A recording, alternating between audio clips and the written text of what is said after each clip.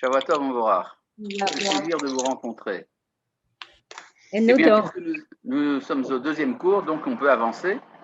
Mhm. Le Rav Kook a écrit une introduction à Orot HaTeshuvah. La dernière fois, nous avons vu comme introduction une citation de son épître à son élève, le Rav Yaakov Moshe Harlap.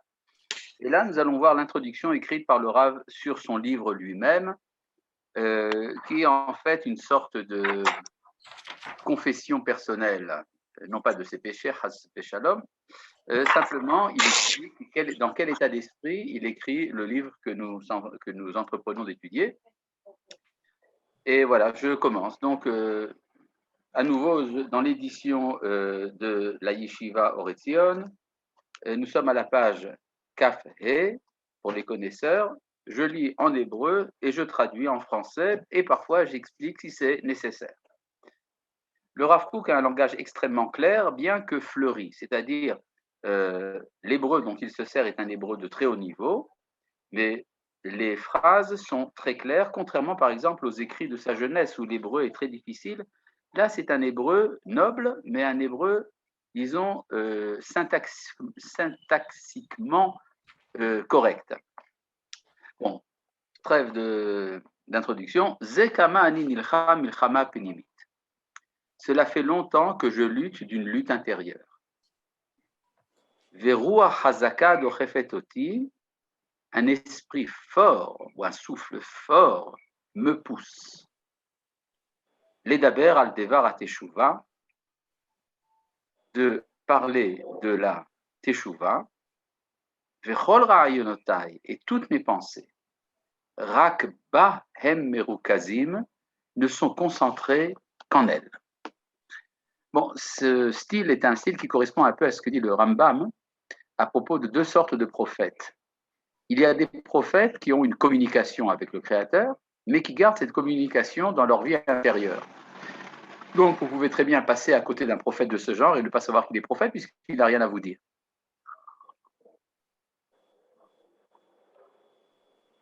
Pardon. Il y a le prophète qui est envoyé. Il est envoyé pour dire quelque chose aux autres. Alors, Maïmonide décrit ça un peu comme étant une sorte de débordement. C'est comme si vous avez un récipient, ce récipient se remplit, puis à partir d'un moment, ça déborde. Eh bien, c'est comme ça le prophète. Le prophète vit une vie intérieure, et puis à un moment, il se sent obligé de communiquer ce qu'il vit intérieurement, et il doit le transmettre aux autres. Eh bien, c'est exactement ça qui se passe dans la vie du Rav Kook. Il a une lutte intérieure, et cette lutte intérieure l'amène à parler également aux autres. Ce n'est pas évident si c'est une lutte, c'est-à-dire que ce n'est pas évident pour le Rav Kook de parler de la Teshuvah, étant donné qu'il s'agit d'un sujet extrêmement secret, qui est dans la vie intérieure. Là, je suis obligé d'intervenir parce qu'il y a eu deux interventions dans le chat qui toutes les deux sont contradictoires. La première demande où est-ce que nous sommes dans le texte. Or, cette question est absolument absurde, étant donné que nous avons déjà dit où est-ce que nous sommes dans le texte. Nous sommes dans l'introduction du Rav Kook, dans la page Kafé. La deuxième intervention est très bizarre, puisque la personne a répondu qu'on est dans Perek Café, le chapitre 25, ce qui est totalement faux. Nous sommes dans la page Café, qui est la page 25 dans l'introduction. Voilà. Alors, Cherki, les élèves sont habitués à voir le texte en fait devant eux. Nous, on a le texte, mais que le Orot HaTeshuvah lui-même à partir du Perek Aleph. Donc, vous n'avez pas la petite introduction qui commence par Zekama Aninilcham? Exactement. La dernière fois, vous l'aviez amenée. Alors, je vais la rechercher. Oui, c'est... Non, ça fait partie intégrante du livre. Avant le premier chapitre, il y a une page dans laquelle le Rav Kook parle de sa lutte intérieure. Et c'est une lutte intérieure, c'est parce que il y a des choses qui sont extrêmement discrètes dans l'intériorité de la personne, et donc c'est très difficile. Ah, compris. Merci. Oh là là, que d'intervention dans le chat. Bon, je reviens. Il y a donc des choses qui font partie de la vie intérieure et qui sont pratiquement incommunicables. Et donc, parler de la Teshuvah est quelque chose qui, dans son être le plus profond, n'est pas communicable, et pourtant, il faut en parler. C'est une urgence, on peut dire, du présent, et donc le Rav Kook va devoir se surmonter. Il y a un souffle qui le porte, Ruach Hazaka Dochefet Oti, un souffle, donc indépendant du Rav Kook. on peut dire, sa mission sur terre est de l'amener à parler de la Teshuvah. Ah ben voilà, vous l'avez ici le texte, super. Voilà. Vechol ra'ayonotai, et toutes mes pensées, rakba hem merukazim, sont concentrées uniquement en elle. Ça veut dire que le Rafouk a plusieurs sortes de pensées, mais que si on les ramène à un seul point, eh bien on retrouve la Teshuvah. התשובה היא תופסת את החלק היותר גדול בתורה ובחיים. C'est-à-dire que la Teshuvah comprend la plus grande partie de la Torah et de la vie. עליה בנויות כל התקוות האישיות והציבוריות. C'est sur la base de la Teshuvah que s'établissent toutes les espérances personnelles et collectives. Évidemment, En général, oui, en général, ou juste pour lui? non, pour tout le monde. Pour tout le monde. Pour tout le monde, évidemment, parce que tout individu sur Terre et toute collectivité sur Terre est imparfaite. Et donc, toutes les personnes sont imparfaites et donc risquent de se dire que la vie ne vaut pas la peine d'être vécue puisque nous faisons des erreurs. Et si nous n'avions pas l'assurance que les erreurs sont réparables, qu'elles peuvent être récupérées, alors la vie n'aurait pas de sens. Vous vous rappelez ce qu'on avait dit à propos de la proposition que Dieu a fait aux nations de leur donner la Torah et que les nations ont refusé. Elles ont refusé parce qu'elles savaient qu'elles risquaient le péché. Et quand on risque le péché, on se dit que l'entreprise ne vaut pas la peine. Et Israël a accepté la Torah parce que les enfants d'Israël ont une confiance dans l'efficacité de la Teshuvah. La Teshuvah est efficace, elle existe, elle est possible à tous les niveaux, aussi bien individuels que collectifs. Et donc, ça justifie ce que dit ici le Rav Kook. Toutes les espérances sont basées sur la Teshuvah. Alea benuyot, donc, kol hatikvot haishiyot hatziburiot, c'est sur sa base que s'établissent toutes les espérances individuelles et collectives. À part ça, hi mitzvat Hashem, elle est un commandement de Dieu.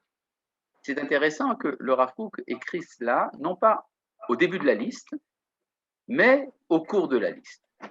C'est-à-dire que vous avez un débat chez les poskim entre Maïmonide et Nachmanide pour savoir est-ce que la Teshuvah est à compter dans la liste des 613 commandements ou pas. L'opinion de Nachmanide est qu'un des 613 commandements de la Torah, c'est la Teshuvah. Mais d'après Maïmonide, la Teshuvah n'est pas un commandement. Il y a des commandements consécutifs à la Teshuvah. C'est-à-dire, si je fais Teshuvah, alors j'ai un commandement qui est le vidouille, avouer sa faute. Mais la Teshuvah elle-même est un processus qui n'est pas l'objet d'un commandement, c'est un processus, on pourrait presque dire naturel. En tout cas, c'est quelque chose d'inné. C'est quelque chose qui se produit de toute manière dans l'être et qui, par la suite, entraîne des commandements. Donc le Rav Kook, qui connaît sa littérature rabbinique, est très prudent. Il ne va pas commencer par nous dire qu'il y a un commandement de faire Teshuvah, étant donné que c'est un sujet de controverse entre les poskim. Mais, entre autres, c'est également une mitzvah. Shei mitzad echad kalla shebekalot. D'un point de vue, certain point de vue, on peut dire que c'est le commandement le plus facile à accomplir. She'arei yiru teshuva ou par teshuva, étant donné que une réflexion de teshuva est déjà une teshuva. De quoi s'agit-il?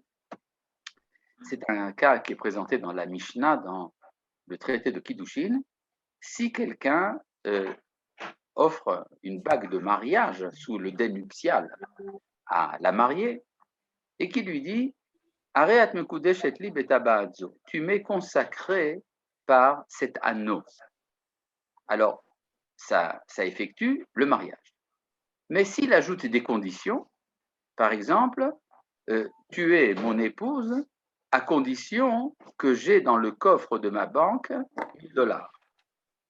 Alors, on va vérifier. Si on ouvre le coffre et qu'on trouve $1000, on dit donc le mariage a eu lieu. S'il manque ne serait-ce qu'un dollar, alors nous savons que c'était une blague. Et donc, le mariage n'a pas cours. Qu'est-ce qui se passe si quelqu'un dit, voilà, tu es marié à condition que je sois un juste parfait. Almena tchanit tzaddik gamur. C'est-à-dire, tu es mon épouse seulement si je suis un tzaddik. Alors, qu'est-ce qu'on fait? La halakha dit, c'est qu'il a probablement eu un Hirhur Teshuvah, une pensée de Teshuvah à ce moment-là. Donc, au moment où il l'a dit, il était véritablement Tzadik Amour, et donc le mariage tient. Ou en tout cas, il y a un doute, peut-être qu'il tient quand même. Ça veut dire qu'il n'y a rien de plus simple que de faire Teshuvah. On peut dire en fait, il faut s'interroger pour savoir quelle est la partie de la personne qui fait Teshuvah. Par exemple, la partie de ma personne qui accomplit la mitzvah de manger de la matzah le soir du Seder, eh bien, c'est mon tube digestif. C'est la partie de mon corps qui est concernée par la mitzvah. Par contre, entendre le shofar à Rosh Hashanah, la partie de mon corps qui est concernée, c'est évidemment les oreilles. Quelle est la partie de mon être qui est concernée par la teshuva? Eh bien, la réponse, c'est la volonté. C'est-à-dire, faire teshuva, c'est changer de volonté. Jusqu'à présent, je désirais le mal, et maintenant, je décide de vouloir le bien. Décider, c'est quelque chose qui relève de la volonté. Or, il n'y a rien de plus simple que d'actionner la volonté. Je peux, assis dans mon fauteuil, décider de faire l'ascension du mont Everest. Ce moment de décision ne m'a demandé aucun effort physique. Il m'a simplement décidé de vouloir. Il m'a simplement exigé de vouloir. C'est-à-dire le moment de la décision, c'est ça la teshuva. Or, combien de temps ça peut prendre de décider quelque chose? C'est à peine mesurable. C'est un millimillième, un millionième de seconde. C'est ça le moment de la teshuva. Donc, nous dit le Rav Kook, du point de vue formel, du point de vue de la mitzvah, il n'y a rien de plus facile que la teshuva. C'est ce qu'il dit. Mitzvah Hashem, c'est un commandement de Dieu. Chez mitzvah dechad, kalla shebekalot, qui est d'un certain côté la plus facile des faciles. Chez Aré, Hirhur Teshuva ou Kvar Teshuva, étant donné qu'une simple pensée de Teshuva est déjà la Teshuva. Ou mitzvah dechad, mais d'un autre côté. Hari kasha shebekashot, c'est la plus difficile des difficiles. Chez Lo Yatza Dainela Poal Bemiloa Baolam Vachaim, parce que jusqu'à présent, elle n'est pas entièrement accomplie dans le monde et dans la vie. Effectivement, nous n'avons presque pas vu de personne qui ait fait une teshuva totale, et en tout cas, la société humaine, au cours de l'histoire, n'a pas encore pleinement fait teshuva.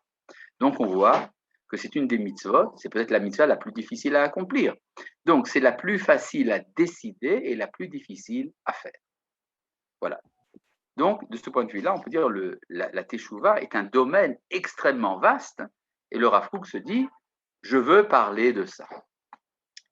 Ineni motze et atzmi noté l'archov ou le daver tamid rak alodota. Je me trouve toujours tendant à ne penser et à ne parler en permanence que d'elle. C'est-à-dire tous les discours du Rav Kook, toutes les pensées du Rav Kook tournent autour de la teshuva. Harbe katuv batorah baneviim uvdivrei chachamim alodota. Déjà beaucoup a été écrit à propos de la teshuva dans la Torah, chez les prophètes et dans les paroles de nos sages à son propos. C'est-à-dire si on veut réunir une littérature biblique et rabbinique autour de la teshuva, on peut remplir des étagères.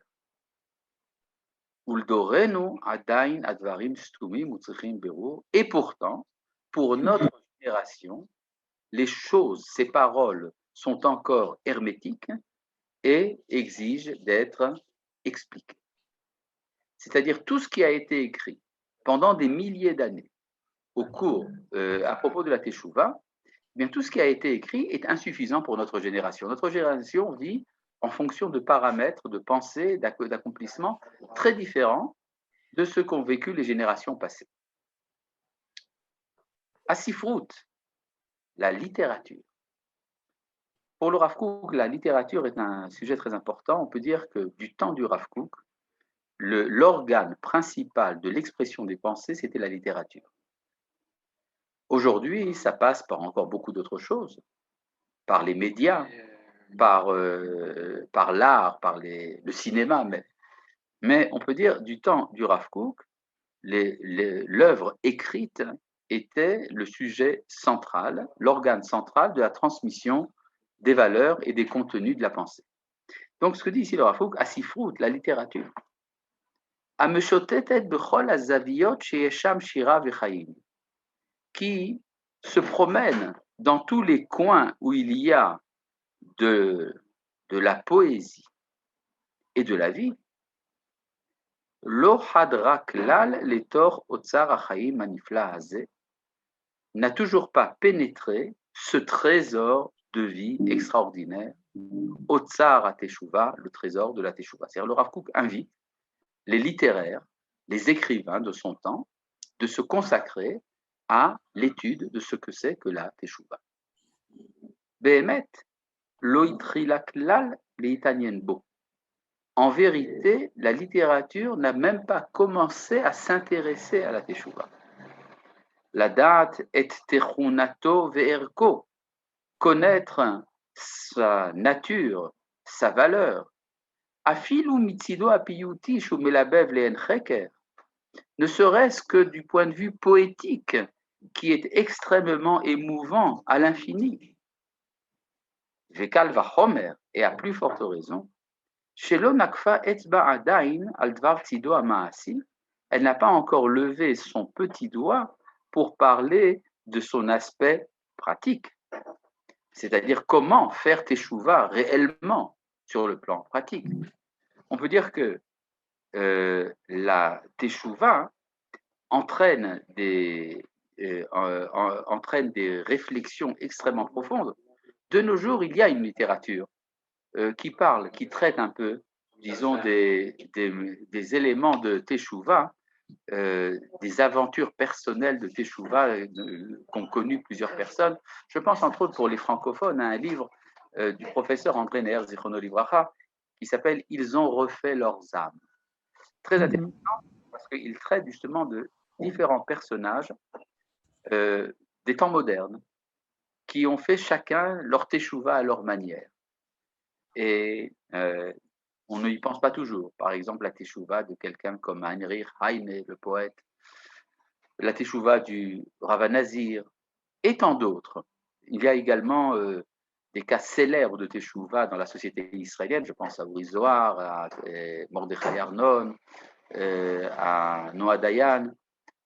Tous ces événements un peu spectaculaires qui ont été finalement le sujet d'une littérature et parfois également de certaines études universitaires. En tout cas, du temps du Rav Kook, le Rav Kook se plaint, il dit voilà, on ne s'est pas encore occupé de la teshuva. Vekal vachomer shelo nakfa etzba adain al dvar tzido hamaasi, à plus forte raison, elle n'a pas encore levé son doigt en ce qui concerne son aspect pratique, et puis chud bema shenogea les matzavei achaim achadashim shelanu, en particulier pour ce qui concerne les conditions de vie nouvelles qui sont les nôtres. Anochi, quant à moi, hineni nitraf me'atzmuti apnimit ledaber al devar ateshuva. Je suis poussé par mon essence intérieure à parler de la teshuva. Allez-y. Excusez-moi, j'ai une question. Quand le Rav dit qu'à son époque, les aspects pratiques de la teshuva n'ont pas été encore touchés par la littérature, est-ce que de nos jours, même de nos jours, depuis le début de la psychologie et de nos jours, les théories de développement personnel, de coaching, même de méditation, c'est-à-dire vraiment on se centralise, on revient sur l'être et on essaye peut-être de manière artificielle, mais d'arriver à se retrouver. Est-ce que ça fait partie du Tzidou Hamaasi dont parle le Rav Kook? Ça me rappelle qu'une fois quelqu'un a demandé au Rav Tzvi Yehuda Kook, il y a déjà plusieurs dizaines d'années évidemment, comment est-ce que la teshuva a commencé? Et il a répondu oui, bien sûr. Étant donné qu'il y a aujourd'hui beaucoup de gens qui commencent à penser sérieusement. Il n'a pas dit il y a des gens qui mettent les téfilines, qui font Shabbat, etc.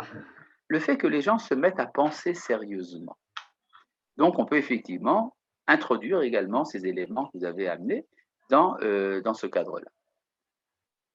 Il y a ici une question. La traduction de Benjamin Gross est-elle intégrale?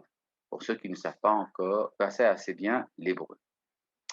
La vérité, je n'ai pas le mérite de l'avoir étudié, mais pour autant que je me rappelle, c'est une traduction intégrale, je crois. Bon. Maintenant, revenons au texte du Rav Kook. Anochi ineni nitraf matzmuti apnimit ledaber al dvar ateshuva. Je suis poussé par mon être intérieur à parler de la teshuva. V'ineni nislad be'atzmi mimarchavti. Et je suis, Islad. je ne veux pas dire horrifié, je suis, disons, saisi de terreur de cette pensée. Haraoui anochi ledaber al devar ateshuva. Suis-je digne de parler de la teshuva? Katvu al devar ateshuva. Gedolé adorot she'avu. Ont écrit à propos de la teshuva les plus grands maîtres des générations passées. Hanivim, les prophètes. Vachachamim ayoter tehorim, les sages les plus purs.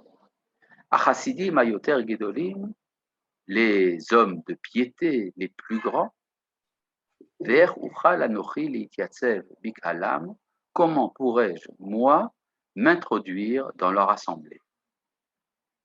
Aval.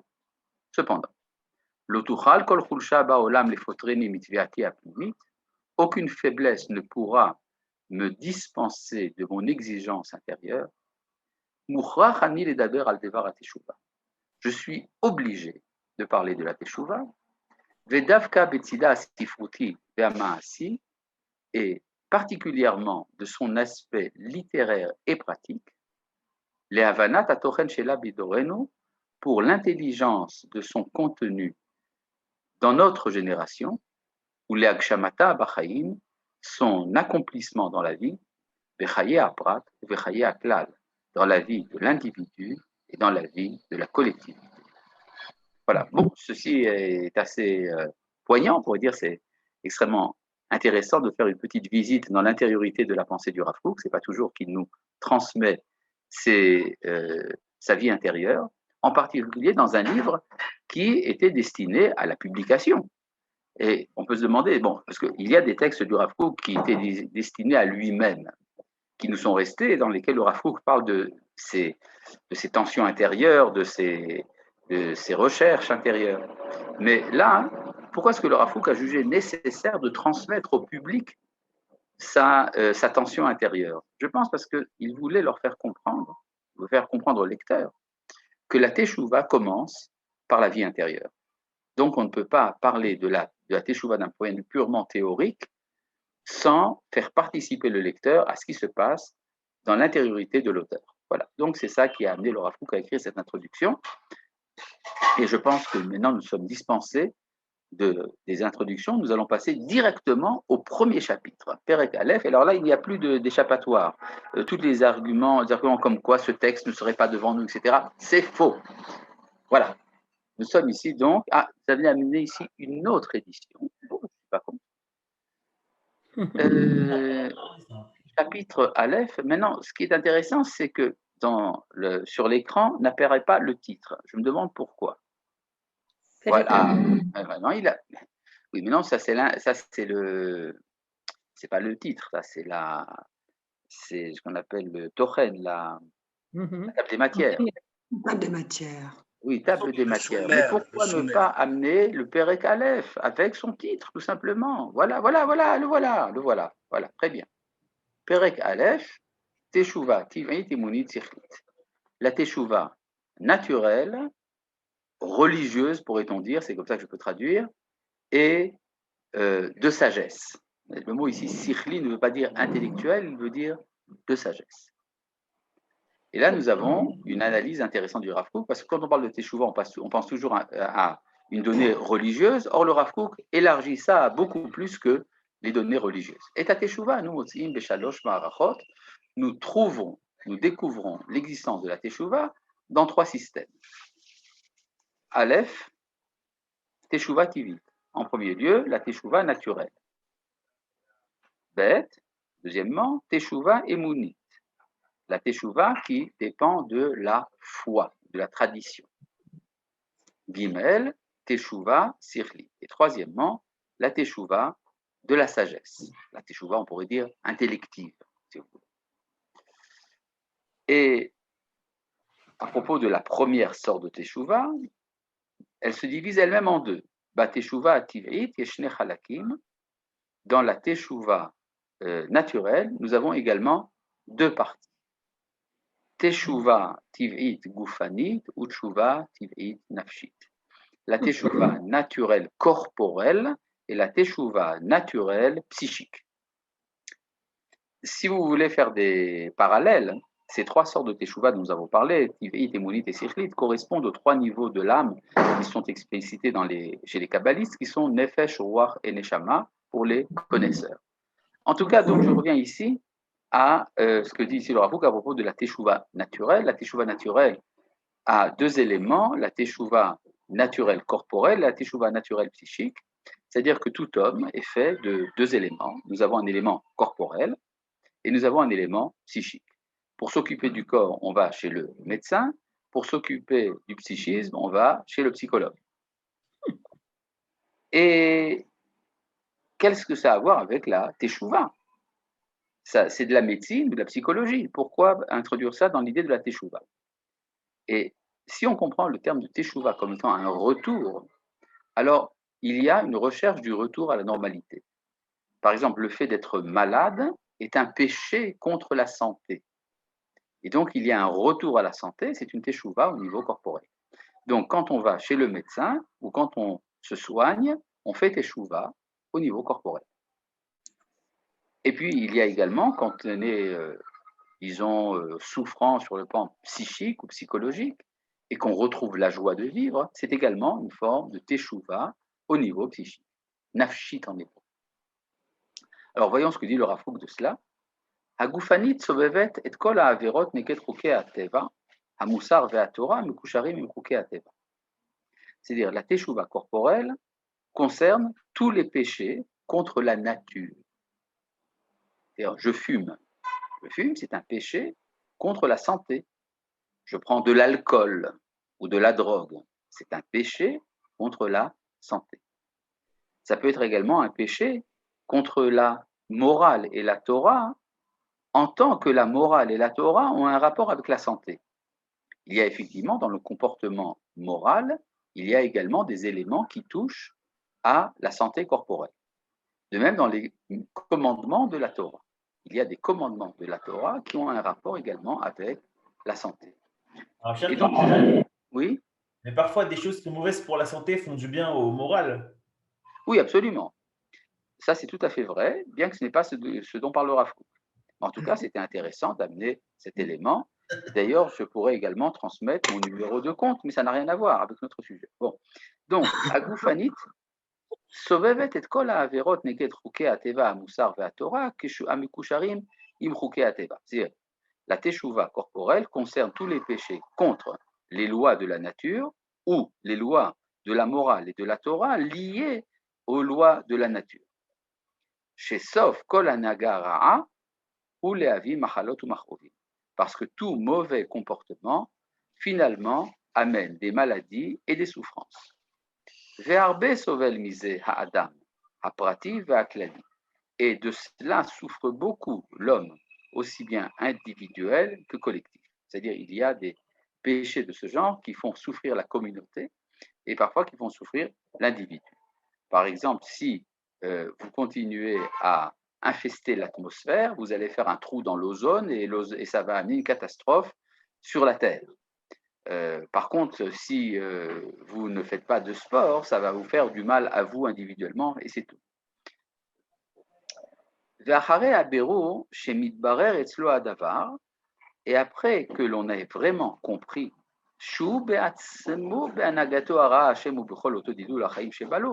que c'est lui qui est coupable, c'est-à-dire la personne elle-même qui est coupable de toute cette déperdition de vie qui lui est arrivée, il fait attention de réparer la situation. La chouv les chukei hachaim, de revenir aux lois de la vie, l'ishmor et chukei hateva hamusar ve'atorah, et d'observer les lois de la nature, de la morale et de la Torah, les man yashuv ve'yichye, afin de revenir à la vie, et que la vie revienne à lui dans toute sa fraîcheur. Bon, vous allez me dire, le Rav Kook tout de suite comprend, on va lui dire, mais vous n'êtes pas médecin, Kvod Harav. Alors le Rav Kook ici fait une remarque très importante au niveau médical. A medicina oseket basé omna marbe. La science médicale, médecina, vous voyez que ça avec la même racine, la science médicale s'occupe effectivement beaucoup de cela. Mais c'est insuffisant. Ava lo nishtachlela kefi anireh adain legamre avodak de lazo. Mais il semble que ce grand ouvrage n'est pas encore arrivé à sa complétion. Velo nimtza adain apitaron anachon. On n'a pas encore trouvé toutes les bonnes solutions. Lechol she'elot atshuva agufanit, à toutes les questions soulevées par la teshuva corporelle. Ad kama sheyesh bigvulot achaim lahzir laadam et kol haavud mimenu. À quel point les limites de la vie permettent de rendre à l'homme tout ce qu'il a perdu. Mitzad achataim, à cause des péchés, meharse aguf et kochotav, qui détruisent le corps et ses forces. C'est-à-dire, il y a ici une certaine imperfection, une certaine faiblesse de la science médicale, volontiers reconnue par les médecins. Les médecins sont tout à fait d'accord pour dire qu'ils ne peuvent pas tout guérir et que beaucoup de questions restent en suspens. Il y a des domaines entiers de la médecine qui n'ont commencé à être explorés que de nos jours. Urfi anir'e mikzoa shel teshuva zo taluy hu bekesher chazak, et il semble que cette branche de la teshuva dépend d'un point de vue extrêmement fort, beyeter chelke a teshuva ruchanit, des autres parties de la teshuva, a ruchanit ativit, celle qui est spirituelle naturelle, c'est une autre manière de dire le psychique, haïmounit va sikhlit, celle de la religion et de la sagesse. Ça veut dire qu'en fait, quand quelqu'un est malade, ce n'est pas seulement son corps qui est malade, c'est la personne qui est malade. Aujourd'hui, si vous avez mal au petit doigt gauche, alors vous allez chez un médecin qui s'est spécialisé dans les maladies du petit doigt gauche, de l'auriculaire. Et si vous allez chez son collègue, il vous dira, excusez-moi, mais moi je ne m'occupe que du petit doigt droit, pas du petit doigt gauche. Donc je ne peux pas vous aider. Le problème, c'est l'aspect réductionniste de ce type de médecine, qui ne se concentre que sur le symptôme dans son domaine le plus réduit. Contrairement à cela, il y a aujourd'hui une certaine vogue de la médecine extrêmement orientale, la médecine chinoise et autres, qui voit l'homme comme un tout. Et donc, si quelqu'un vous dit, voilà, j'ai mal au petit doigt gauche, le médecin, ce qu'on appelle la médecine holistique, vous dira, mais alors quel est votre problème dans votre relation de couple? C'est-à-dire qu'il y a quelque chose en vous qui est déséquilibré, et ce déséquilibre concerne tous les niveaux de l'être, le niveau psychique et les niveaux spirituels les plus supérieurs. Et donc, on ne peut pas réduire la médecine uniquement au traitement local. On sait aujourd'hui qu'il y a ce qu'on appelle la psychosomatique, c'est-à-dire que l'état d'esprit influe sur la santé. Quand on est en déprime ou quand on est dans la joie, eh bien, les résultats de la médecine physique ne seront pas les mêmes. Et donc, c'est ce que nous dit ici le Rav Kook. Il semblerait que la teshuva corporelle est liée d'un lien extrêmement fort avec les autres parties de la teshuva. Que le Rav Kook nous invite à une vision plus holistique de la médecine, mais beaucoup plus au niveau médical. C'est au niveau de l'être humain tout entier. Ça, c'est donc la première teshuva. Intéressant de voir que le Rav Kook a jugé nécessaire de commencer par cela. C'est-à-dire que nous avons vécu pendant très longtemps et dans cette idée que l'être juif se concentre uniquement dans le spirituel.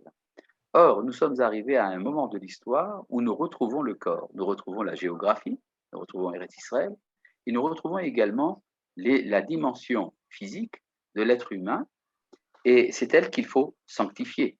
Et donc, ça passe également par un retour de Teshuvah. je tiens à rappeler qu'il y avait le Rav Harlap, dont nous avons déjà parlé dans le dernier cours, était un ascète. Il vivait de manière extrêmement restreinte, il ne mangeait pas, il ne se soignait pas, parce qu'il était influencé par son premier maître, antérieur au Rav Kook, qui était effectivement un ascète. Et le Rav Kook a essayé d'expliquer, d'ailleurs je pense qu'il a réussi, à expliquer au Rav Harlap que tout cela était très bien pour son premier maître, qui était un homme très fort, qui avait besoin donc de comprimer ses forces. Mais le Rav Harlap n'était pas quelqu'un de cette dimension-là, il en est tombé malade. Et le Rav Kook a dû faire des efforts donc pour guérir le Rav Harlap, le convaincre de s'occuper de sa santé. Donc il y a peut-être ça également en arrière-plan de ce texte. Il y a ici une petite remarque sur Chet, nous allons la voir. Quand on est malade, il faut faire teshuva. C'est exactement le contraire de ce que dit le Rav Kook. Quand on est malade, il faut guérir. Et guérir, c'est un élément de teshuva. Alors évidemment, guérir, c'est de guérir entièrement. Donc ça implique également la teshuva spirituelle. Mais ce n'est pas un jeu magique. On pourrait dire que c'est quelque chose de miraculeux. Voilà, vous êtes malade, vous avez la grippe, c'est parce que vous avez parlé pendant la chazara. Ce n'est pas comme ça que ça marche. C'est quelque chose de beaucoup plus bas. Ça veut dire qu'il faut faire une sorte de révision de l'ensemble de la personne. Je suis malade physiquement, c'est une occasion pour moi de faire une sorte de réflexion sur ma vie intérieure. Là, nous passons donc au deuxième paragraphe. Yoter penimiti, plus intérieur est, hateshuva ativit anafshit veruchanit. La teshuva naturelle, psychique et spirituelle. De quoi s'agit-il? Uma shekorim musar klayot. C'est ce qu'on appelle les souffrances de la conscience. Klayot, ça veut dire les reins. Dans le symbolisme du Moyen-Âge et également chez nos Chachamim, les reins sont le lieu du subconscient, de la réflexion cachée. Mais il y a quelque chose parfois qui me turlupine, quelque chose qui me trouble, je me sens coupable. Il y a quelque chose que je n'ai pas réglé dans ma vie psychologique. Teva hanefesh haenoshit ou la lechet bederech yeshara. La nature de l'âme humaine est d'aller dans un chemin droit. Urshesar minaderech. Et quand on s'écarte du chemin, keshenafal bechet, quand on tombe dans le péché, imnafsho adain lo nishrata legamre. Si l'âme n'est pas entièrement détériorée, are achush hazeh shel hayashut, ce sens de la droiture, mad'iv et levavo, fait souffrir, attriste son cœur, vumit mogeg mikeev, et il se tord de souffrance, vumisdarez la chouv letaken et ameuvat, il s'empresse de revenir pour réparer ce qui a été tordu, ad asher yargish ki nimchach et o, jusqu'à ce qu'il ressente que son péché est effacé. Il y a à ce propos un grand débat qui opposait Freud et le professeur Henri Baruch Zichrono Livracha. Freud affirmait que tout s'explique dans le subconscient par ce qu'on appelle des complexes. Entre autres, le fameux complexe d'Oedipe et encore tant d'autres choses. Il y a des complexes dans la vie intérieure qui expliquent les souffrances de l'homme. Et donc, le travail de la psychanalyse est de découvrir quelles sont les origines de mes traumatismes. Et c'est comme ça que je peux régler mon problème. Le professeur Henri Baruch, qui était un grand opposant du système freudien, affirmait que pour revenir à la santé, parfois il faut tenir compte de ce qu'on appelle une souffrance morale. C'est-à-dire parfois on souffre d'avoir trahi des principes de moralité. Or ça, dans le freudisme, ça ne se trouve pas du tout. Et souvent, des problèmes très graves au niveau psychotique même ont été expliqués par le professeur Baruch comme découlant d'une souffrance morale. Et effectivement, ici, on voit que ça rejoint la pensée du Rav Kook. Pour le Rav Kook, la morale fait partie de la normalité de l'être intérieur. On peut dire de ce point de vue-là que le Rav Kook va dans le sens plutôt de Jean-Jacques Rousseau plutôt que celui de Freud, c'est-à-dire qu'il admet que l'homme est naturellement bon, et donc quand l'homme fait le mal, il souffre d'aller contre sa nature intérieure. Contrairement, disons, on pourrait dire à Freud, pour qui l'homme est naturellement un animal, et il doit parfois découvrir ce qui est animal en lui pour retrouver sa santé intérieure. Bon, ce sont des problèmes, on peut dire des questions de la, disons, on pourrait dire presque scientifique, mais c'est intéressant de voir que le Rav Kook s'intéresse à ce sujet. Il y a ici une petite remarque, psychopathologie de la vie quotidienne, Sigmund Freud. Oui, ce n'est pas le seul livre. Le livre Psychopathologie de la vie quotidienne est très intéressant parce qu'il analyse des situations tout à fait banales que nous retrouvons tous les jours dans notre vie quotidienne et qui cachent en fait des choses extrêmement profondes dans notre psychisme. Par exemple, le fait que quelqu'un se gratte l'oreille droite. Pour Freud, c'est signifiant. Ce n'est pas simplement un hasard, ce n'est pas banal. Effectivement, ça a besoin d'être expliqué, les lapsus et tout ce qui s'ensuit. Le Rav Kook rajoute « Chelek ze shel hateshuvah hu mesubach harbe meod » Cette partie de la teshuva est extrêmement complexe. Taluyu bitnaim rabim et dépend de beaucoup de conditions, penimim, vechitzoniyim, intérieures et extérieures. V'yeshbo kama darchei hata'a, il y a plusieurs chemins dans lesquels on peut se tromper, shechova ilei shamer mehem, et dont il faut se préserver. C'est-à-dire parfois, on essaye de légitimer des comportements qui contredisent la morale parce que ça ferait partie de la complexité intérieure de la personne. Je pense aujourd'hui à ce qui se dit, par exemple, autour de l'homosexualité, qu'on essaye de légitimer à tout prix comme étant, comme dépendant de l'intériorité de la personne. Donc le Rav Kook dit, faites attention, il peut y avoir des manipulations, il peut y avoir des erreurs. Aval mikol makom ou echad ha'yesodot shetochen hateshuva nishan alehem. Mais malgré tout, cela reste un des fondements sur lesquels la teshuva, le contenu de la teshuva, est établi. Donc pour l'instant, nous avons dans la teshuva 3 éléments. L'élément de la teshuva naturelle, la teshuva de la foi et la teshuva de la sagesse. Et là, nous avons pour l'instant analysé les 2 premières parties de la première partie, c'est-à-dire la teshuva naturelle dans ce qu'elle a de médical et la teshuva naturelle dans ce qu'elle a de psychologique. Et donc, on peut dire que la teshuva concerne un ensemble d'éléments de l'être. Et là, nous n'avons même pas encore abordé la teshuva, pourrions dire, religieuse. Et là, le Rav Kook nous introduit tout de suite dans cet élément aussi. C'est après la teshuva naturelle que vient la teshuva de la tradition, de la foi. C'est-à-dire, il faut d'abord s'acquitter de cette dimension naturelle. Vous savez que jusqu'à l'âge de 13 ans pour les garçons et 12 ans pour les filles, on est dispensé des mitzvot. C'est donc qu'on est occupé à autre chose. À quoi est-ce qu'on est occupé? Eh bien, à l'établissement des fondements de la nature, aussi bien physique que psychologique, avant de passer aux mitzvot. Mais après celle-là, après la naturelle vient celle de la foi. C'est celle qui est vivante dans le monde et qui tire sa source de la tradition et de la religion chez Oseket Arbe Bateshuva, qui s'occupe beaucoup de la teshuva. La teshuva promet à ceux qui font teshuva d'être pardonnés. Les péchés de l'individu et de l'assemblée sont effacés par la teshuva.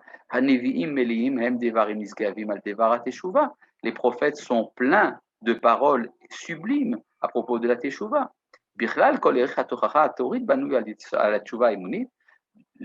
De manière générale, toutes les remontrances que fait la Torah sont basées sur la teshuva émounite, c'est la teshuva religieuse, étant donné que s'il y a des remontrances, c'est qu'on suppose que l'on est capable de faire teshuva. Dans ses profondeurs, il y a une infinité de détails, et que la formulation des principes de cette teshuva demanderait un élargissement de discours et de nombreuses explications. Qu'est-ce qu'il en est de la 3e forme de teshuva? Eh bien, ça sera pour la prochaine fois. Merci de votre attention. Shalom, shalom. Merci, Rav. Merci, Maxime. Juste une question, s'il vous plaît. Est-ce que c'est possible? Allez-y, on va essayer d'être rapide. Je voulais savoir si le fait de le retour vers l'origine, la nostalgie de l'origine n'est pas l'essence de la Teshuvah. Absolument, vous avez frappé dans le mille. C'est exactement cela. Voilà. Bon, on reviendra sur cela la prochaine fois, Bezrat Hashem. À bientôt. Shalom, shalom.